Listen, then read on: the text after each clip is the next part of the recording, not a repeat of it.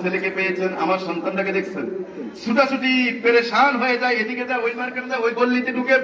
আমার প্রিয় ভাইয়েরা, আল্লাহ পাক ও সেদিন হাসরের আল্লাহ পাকের রাসূল সেদিন ওই যে সন্তান হারা মা, যেরকম মার কাছ থেকে সন্তান হারিয়ে গেলে যেরকম মা পেরেশান হয়ে ছুটাছুটি করে, মুরগির বাচ্চা যদি কেউ ধরে নিয়ে যায় যেরকম পেরেশান ছুটাছুটি করে, যেরকম এক পেরেশান তার ভিতরে কাজ করে, আল্লাহর রাসূলও সেদিন হাশরের ময়দানে তার উম্মতদের জন্য এরকম পেরেশান হয়ে ছুটাছুটি করবে। আল্লাহ রাসূল সাল্লাল্লাহু আলাইহি ওয়াসাল্লাম পেরেশান হয়ে ছুটাছুটি করবে, তিনি এখানে যাবেন ওখানে যাবেন, আরে আসো আসো আমার উম্মত আসো। উম্মতদেরকে নিয়ে একসাথে করে আল্লাহর রাসূল এবার তৃতীয়বারের মতো আবার জান্নাতে ঢুকতে চাইবেন, ঢুকবেন না, আবারও মনে পড়ে যাবে আরো কিছু লোক রয়ে গেছে বলে আল্লাহু আকবার।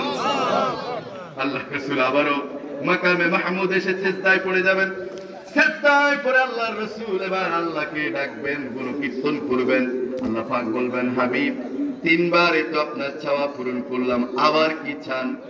একই কথা রাসূল যখন বললেন, আল্লাহ পাক বললেন, রাসূল আপনি আপনি যা চাইলেন আমি তাই দিলাম, কিন্তু কয়বার এরকম খুঁজিয়ে বিছিয়ে একসাথ করে নিব?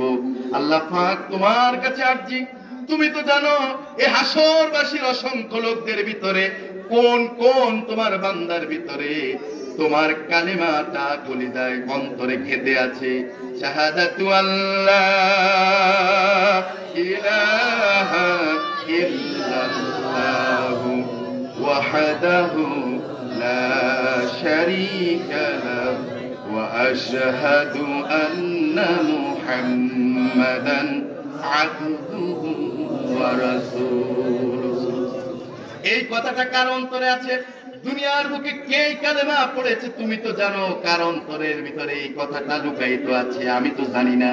আল্লাহ পাক আপনি যার যার অন্তরে কালেমা দুনিয়াতে পড়েছিল, কালেমা বিশ্বাসী ছিল, যে যে ব্যক্তি হাসরের ময়দানে এরকম আছে, প্রত্যেককে আপনি জান্নাতে ঢুকাইয়া দেন।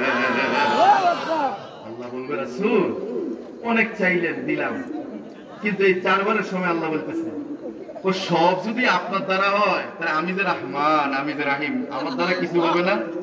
আল্লাহ আল্লাহ আল্লাহ বলেন, হাবিব সবই যদি আপনি নিয়ে যান জান্নাতে, তা আমি রহমান রাহিম নাম, আমার যে অনেক নাম রয়েছে, আমি যে এত দয়ার সাগর, আমার লাগে কিছু ভাগে রাখবেন না? আল্লাহু আকবার।